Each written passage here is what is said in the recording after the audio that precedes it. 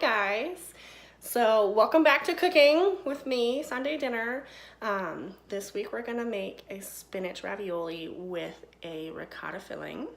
And the cool part about that is that the pasta itself is gonna be green. So we're gonna not only flavor it using the Basil Vitality oil by Young Living, 1 drop this time, not 2. But we're also going to use spinach to not only flavor it a little bit, because we all know spinach doesn't have a ton of flavor, but it's also going to make it super green, so it'll look really cool. So the recipe that I gave you guys last time, 2 weeks ago, because we had a giant storm out of nowhere, that recipe, that basic pasta recipe, is the recipe that we're using today. I'm going to take it to that point, and then I'll show you how to make it green with the spinach. All I did to the spinach, which is not in the video because I didn't even think about it, is you just get frozen spinach, easy peasy.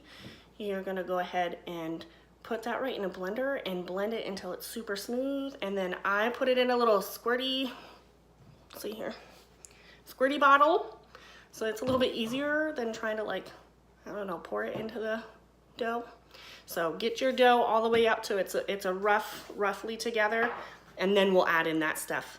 So with that, let's go ahead and get going. I'll also make sure to show you the ricotta filling, which is gonna be delicious. Now, normally what that would call for would be like between a teaspoon to a tablespoon tops, like a tablespoon would be definitely strong, of lemon zest. But instead of that, today we're gonna try using the lemon vitality oil by Young Living. So we'll see how that goes. I actually have not tried that. So we're gonna start small on that and just do 1 drop. I really like lemon flavor, so I'll report back. So stay tuned. We're gonna get this video going now. So here we've got our dough together, and we've got the spinach in the little squirty jar, and you're gonna make a little well, add some spinach, and then knead that spinach mixture into there. Get ready to be in here for the long haul, because this is going to take some serious time to incorporate. What I will say is that if you do have a standing mixer, you can just put all of your dough ingredients and the spinach mixture all in there together and use your dough hook attachment to incorporate. But for those of you that don't have that, you can certainly just keep doing what I'm doing here. As you'll see here, it's going to start getting a little bit more green as we go, and it's going to take some time. So make sure not to skip your arm workouts for the next couple of days if you want to try this. As you can see, we're getting a little bit more green here. Just going to keep on going. I got all of that in there now, so I think we're just about ready to just kind of continue with kneading. There's my husband, who I had to call in as a backup for kneading, and we're just about done, and you're rolling it in on itself, and it looks like just about finished. When you see my fingerprint there spring back, that means that gluten is developed nice and good. We're going to cover it with saran wrap and let it sit on the counter for half an hour while we make our spinach mixture. We've got a pound of ricotta cheese, and we're going to add a half a cup of dry or frozen spinach. We got a whole egg in there. We've got a cup of Parmesan cheese. Then we're going to put in a fat pinch of salt and some nice fresh cracked pepper. I tend to be pretty generous with that because it goes really well with the lemon.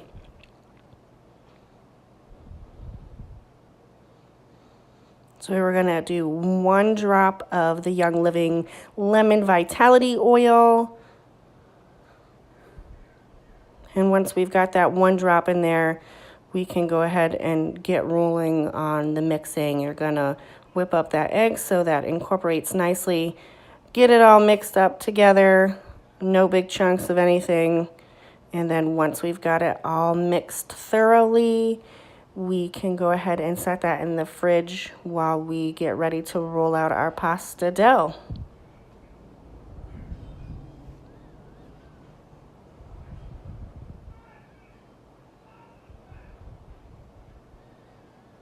All right, so we got a well-floured surface, and we have half of the dough ball that we made. So remember, only half. This one, we're gonna roll it nice and thin. Again, if you have a sheeter attachment, you can do that with your KitchenAid. If not, a rolling pin works just fine. Give yourself some time because it's a little bit rough to roll out that much pasta. Don't be afraid to move it around as you need to or flip it over.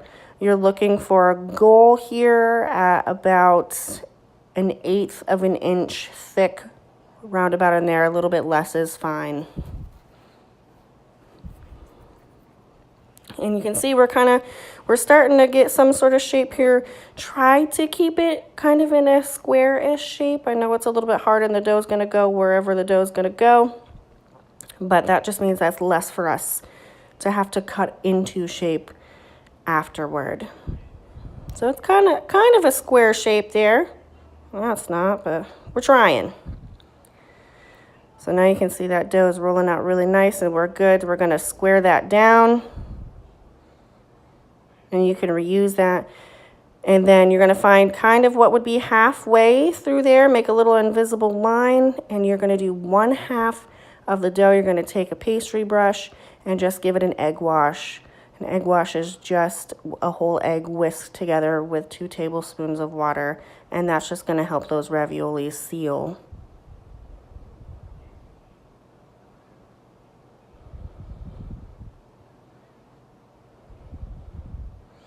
All right, so we're ready to do that. You're gonna just use a regular old spoon here. I'm making my ricotta a little bit bigger, and you're just gonna plop a spoonful down onto the wet side of your pasta sheet.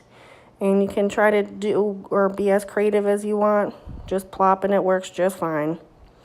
Once you have all of your spinach ricotta mixture there, you're gonna take the dry portion of your pasta sheet and fold it over to the wet side.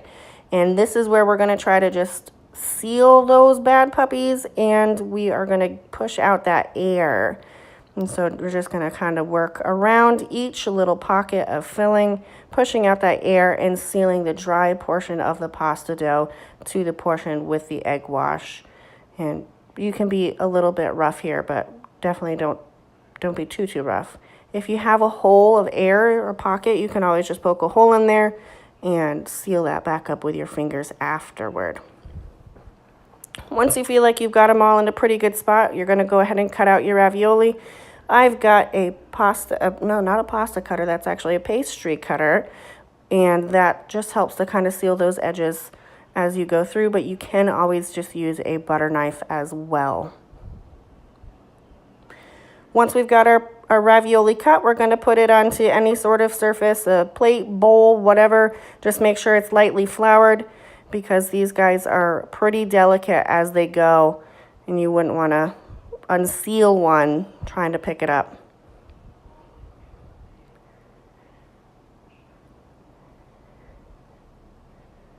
So before you started doing this, I would suggest that you go ahead and get a nice big pot of water boiling, salt it beautifully, and hopefully, if the stars align just so, that's ready as soon as you're done cutting your pasta. Here we go. So we're gonna put it into our nice rolling boil pot of water that's been salted. Make sure you wanna kind of grab those up in your hands so you get them all down at the same time. You want them to cook evenly. These guys are gonna cook for 3 minutes. Once they're all in there, make sure to give it a stir so they do not stick together. Go ahead and drain that after 3 minutes and serve however you want with a beautiful sauce or even just with some cracked pepper and a little bit of Parmesan cheese like right here. I hope you guys enjoy this. Please let me know if you end up making it. It was absolutely beautiful, and I can't wait to see you guys for Sunday dinner next time.